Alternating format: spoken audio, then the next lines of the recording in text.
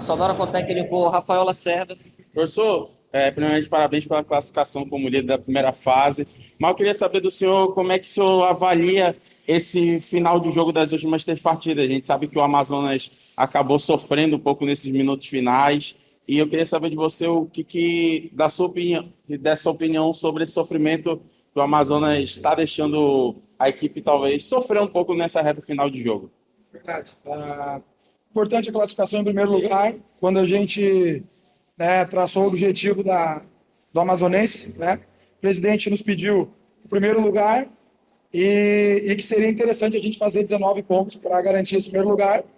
E a gente bateu exatamente a meta que o presidente solicitou, né? De 19 pontos em primeiro lugar. Então é importante que a gente vai decidir agora os mata-matas em casa, no segundo jogo. Tem essa pequena vantagem, mas eu acho muito pequena, né? Então a gente conseguiu bater as metas que foram alcançadas. É de se respeitar a campanha, porque são 8 jogos, são 6 vitórias, né? Apenas uma derrota e um empate. Sobre a questão do final do jogo, principalmente contra o Manaus, né? E hoje contra o Princesa, de verdade, eu não gosto de sofrer, mas ao mesmo tempo acho interessante isso acontecer. Por quê? Para a equipe ficar calejada. Calejada porque a gente tem um ano longo, né? Finais agora de estadual e depois a Série C. Então, assim, em alguns momentos é bom a gente aprender a sofrer, como a gente sofreu nesses últimos 2 jogos, mas o que aconteceu? Conseguimos suportar essa pressão, né? Isso não pode virar rotina. Todo jogo a gente sofrer. Então a gente vai trabalhar para isso não acontecer mais, mas confesso que eu acho interessante isso acontecer às vezes, principalmente quando a gente tem o êxito de não tomar o gol.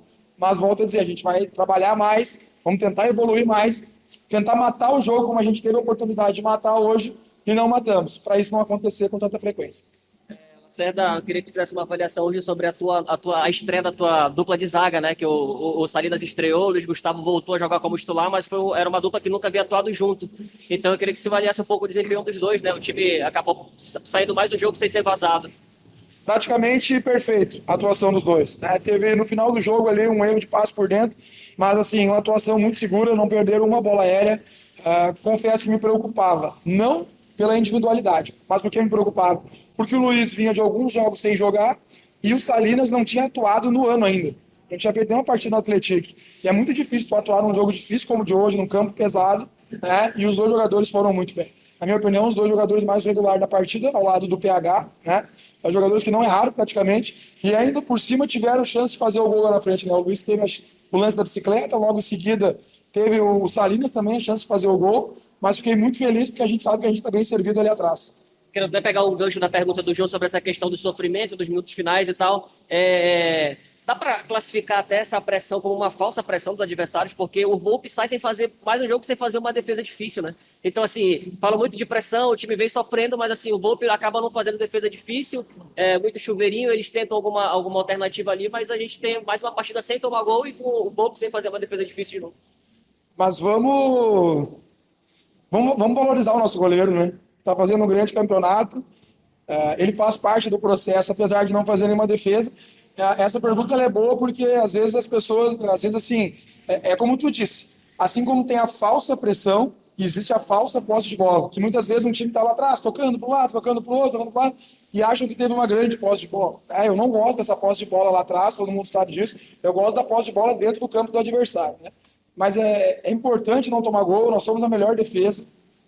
Acho que talvez até por onde eu venho, né, Rio Grande do Sul, eu priorizo muito mais ter a melhor defesa do que o melhor ataque. Hoje nós somos o segundo melhor ataque, a melhor defesa da competição. Acho que nós tomamos só 3 gols, né? Num campeonato tão equilibrado com equipes qualificadíssimas. Acho que nós enfrentamos a melhor equipe da competição hoje, o Princesa, na minha opinião. Como foi dito, acho que continua sendo favorito ao título. O Amazonas não é favorito ao título. Apesar de ter sido bem colocado, eu acredito ainda que os dois favoritos é o Princesa e o Manauara. A gente correndo pela beirada. Acho que equipes como o Nacional, que vem crescendo na competição, o próprio Manaus com a troca de treinador, e sem desmerecer ninguém, porque o campeonato é o seguinte: já aconteceu no Campeonato Catarinense há 1 ou 2 anos atrás, do oitavo colocado ser o campeão. Então, com todo respeito, hoje, o Operário, o Paritins, o Rio Negro, todos eles têm condição, porque o mata-mata é uma outra competição. Então, a gente fica feliz de ter terminado em primeiro, mas sabendo que agora vira a página e muda tudo novamente. Mas a nossa equipe Ela vem numa crescente, ela vem numa evolução. Eu sabia que isso ia acontecer. A gente confia muito no trabalho, tanto nosso, né, de comando o processo, mas dos jogadores, que essa evolução ela ia acontecer. Para encerrar, Lacerda, próximo fim de semana, o Amazonas volta para Manacapuru, dessa vez para enfrentar o Operário, primeiro mata-mata. Queria que você fizesse uma avaliação desse confronto e já projetando esses dois jogos diante do Sapão. É outro campeonato, tenho certeza que serão partidas duríssimas. Talvez não, com certeza não irão acontecer placares que aconteceram na primeira fase, de 2-3-0, não vai acontecer, dificilmente, porque é uma outra atmosfera. A equipe do Operário, apesar de não ter feito tantos pontos, eu assisti um jogo do Operário em loco, que foi o jogo contra o Nacional, que eles perderam, né? Mas eles fizeram uma boa partida. Eu acho que eles perdem muito quando eles estão sem o Marcelinho, né? E naquele jogo o Marcelinho estava, e ele é um grande jogador que tem que ser respeitado. E a gente vai respeitar, assim como a gente respeita todos os adversários. Não tenho dúvida que vai ser pedreiro. E não é só para o Amazonas. Vai ser pedreiro para o Operário, vai ser pedreiro para todas as equipes, que é outro tipo de competição, mas a gente está preparado para superar o que vai vir pela frente.